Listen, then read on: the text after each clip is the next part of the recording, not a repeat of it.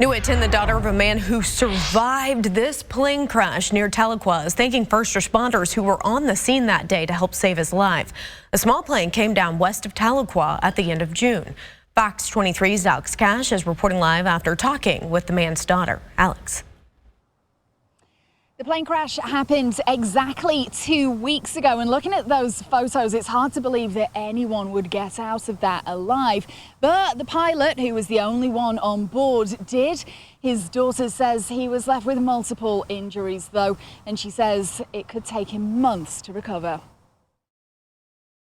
This mangled wreckage is what was left of a plane that crashed near Tahlequah. Mindy Mopper's dad, Robert, was flying it when it came down. I was so scared for my dad. I will get a little emotional, sorry. I mean, thank God he's alive, because looking at the photos, I'm so surprised that he survived it. Robert Moppert, who's 66, had been visiting his son in Lawton, Oklahoma, and was flying back to his home in Arkansas in his Velocity plane seen here before the crash. Mindy says the plane suffered engine trouble during the flight. She says her dad tried to make an emergency landing at Tahlequah Municipal Airport but couldn't make it. The plane came down in a field west of Tahlequah near South Bryant Road, around 4 miles south of the airport. When he was landing into that field, his tires on the plane weren't spinning, and so he couldn't get any traction, so he just kind of slid, and he hit a dead tree, and it slingshot him back, and he hit a different tree. First responders managed to get Robert out of the plane, and he was life-flighted to a hospital in Arkansas.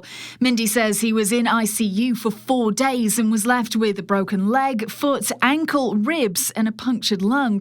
She also says he's had to have surgery on his shoulder. I mean, it's going to be a long time before he's back to his normal self, but he's working hard to be as best as he can. She says her dad has over 30 years flying experience, but she says first responders on the scene helped save his life. My family cannot thank them enough.